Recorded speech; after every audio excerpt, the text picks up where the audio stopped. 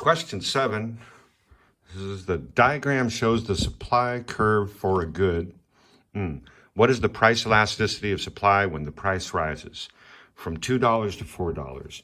This is a repeat, but we can practice price elasticity of supply.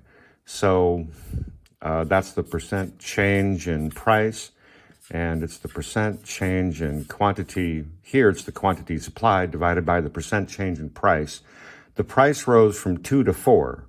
So the percent change is 2 divided by 2. The percent change is 100.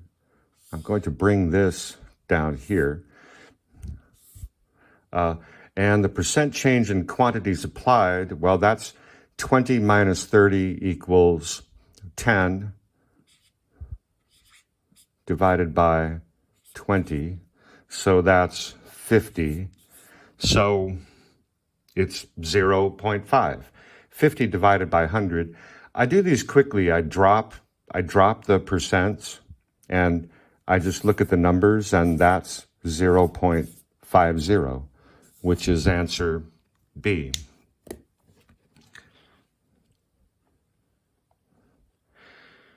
Next, we'll try number 8. But first, we should clean the board again.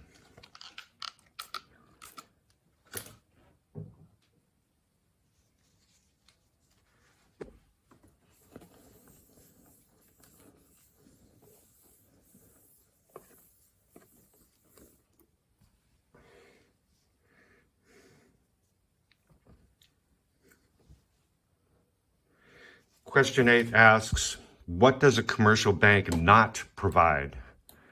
Well, let's see. They provide checking accounts, loans. They provide cash. If you go to a commercial bank, you can get some cash. Maybe they don't provide bonds. Maybe B is the answer. You can get loans at a commercial bank, yes.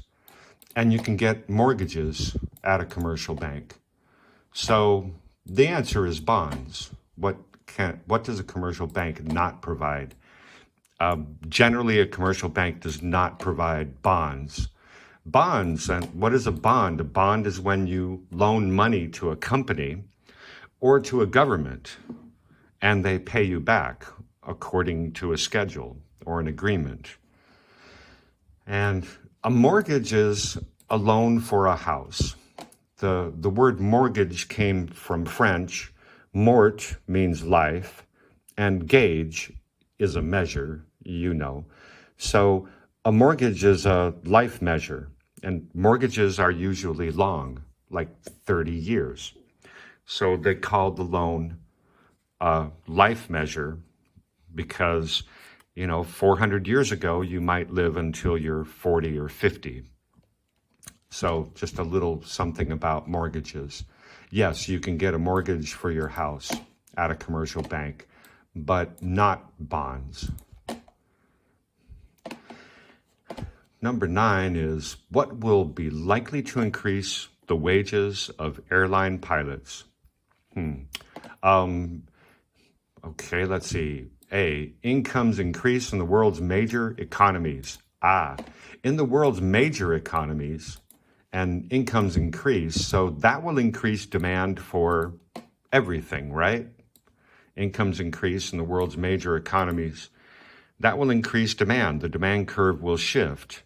And the world's major economies, the workers earn higher wages, so they might be able to afford a flight, take a trip. So I think A is the answer, right?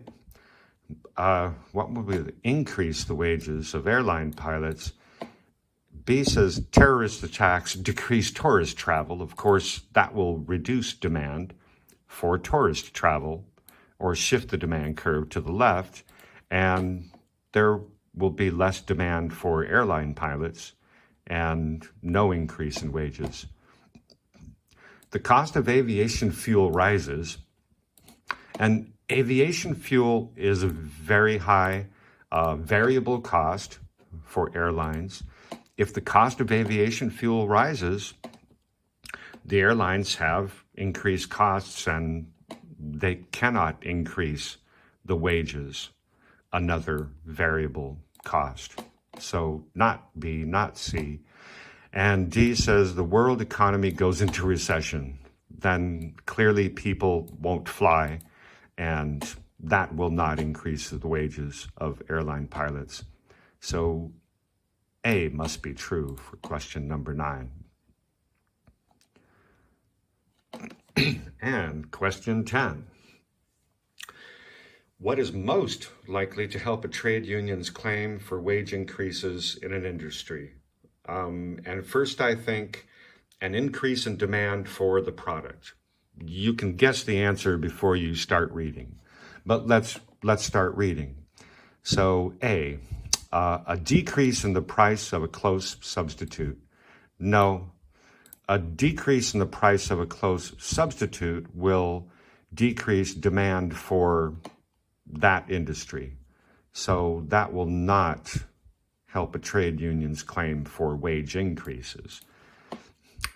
B is a decrease in the qualifications needed for the job.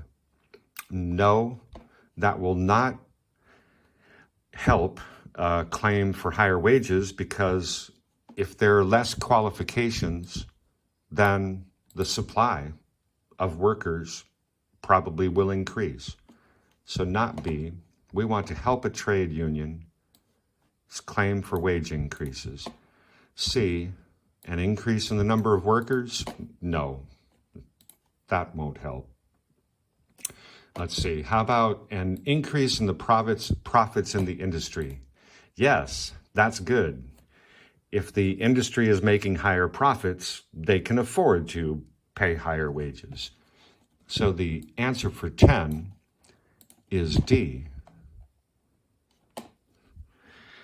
Let's do 11.